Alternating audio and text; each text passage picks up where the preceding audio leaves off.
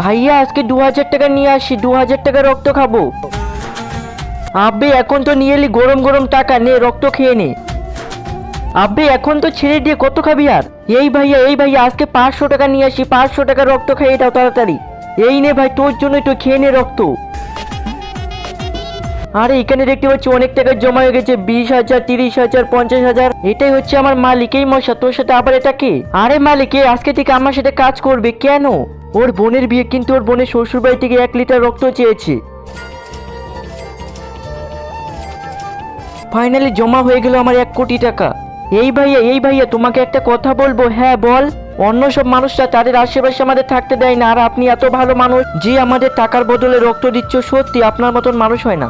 তাহলে শোনো মশা ভাই, তোমার কাছে আর কি লুকাবো, আমার হয়েছে ক্যান্সার। কি বলছো ক্যান্সার? তাহলে আমাদের কি হবে এখন? এখন এই সব টাকা দিয়ে আমি আমার চিকিৎসা করবো আর ঠিক হয়ে যাব, আর তোরা সবাই শুয়োরের মতন মরে যাবি। আরে এই ছাড়া তো আমাদের বোধাই বানিয়ে দিল, এখন আমরা কি করব?